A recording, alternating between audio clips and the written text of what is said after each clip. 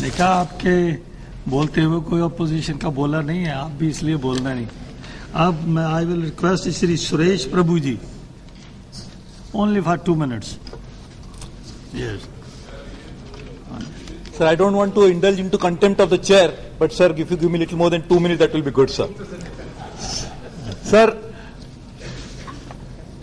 the Constitution of India had very clearly demarcated the roles for all the 3 arms of the state, the judiciary, the executive, the legislature.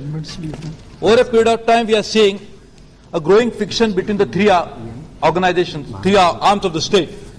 Of course, the executive is supposed to be answerable to the parliament, to the legislature. And the legislature, in its own wisdom, has the inherent right of interpreting the constitution, to amend the constitution, and also to bring about such changes as would be really required in consonance with the need of that particular time. Sir, we have been saying that there have been growing attacks on the judiciary from various quarters, resulting into erosion of the authority of the judiciary, as well as allowing them not to function in an independent manner as is really desired and required for a smooth functioning of the democracy in modern time. So the common man has been knocking the doors of judiciary on a hope that I am not getting justice from the executive because it is unable to fulfill the desires and the demands that are there from the people on the executive, and therefore the judiciary has become a last resort for many people. So this new phenomenon of public interest litigation is nothing else but a failure of executive and the answer that people are finding from a system which is not trying to deliver.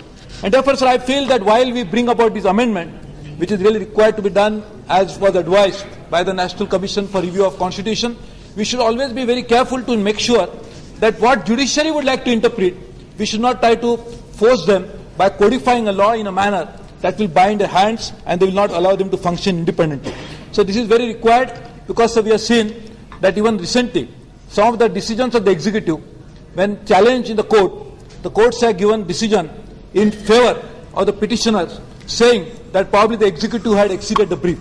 And therefore, it is really required that when it comes to interpreting of the decision of the court, if we try to interpret it in a manner that we think is desirable, and if it amounts to contempt of court, then we should not again tell the courts that because now we are making an amendment, what we are free to even attack the judiciary in a manner we think is required. So therefore, the executive has to be extremely careful to make sure that they don't cross the bounds, they work within the limits as are enshrined in the Constitution. And not only that, so it is very important that the first Prime Minister of India, who is to spend a lot of time in the Parliament, not because he had a business in the Parliament, but he realized that remaining in the Parliament is giving customs and trying to create new procedure whereby he is attaching more importance to the functioning of the Parliament. So some of the areas need not be codified, they have to be acted upon by indulging into practice, which will become out of the day. So therefore the executive must be extremely careful to make sure that they don't cross the limit. They allow the courts to interpret, and therefore the contempt of court is an extremely important issue, because that's the only way when the court gives a judgment, and if the judgment is not respected, and then if there is an amounting to contempt by attacking the judgment, this is the only way that we can actually keep the entire judicial process above certain limit. And therefore it is very important, and therefore I will request the Honourable Minister, while replying, to say that in fact this tradition that has been followed for so many years will be followed in future. The judiciary's independence will be maintained. We will always respect the judiciary in the way it is required. And the Parliament, which has to be a sovereign and supreme authority, that primacy of Parliament will remain for a long time to come. Thank you, sir. Thank you. Shri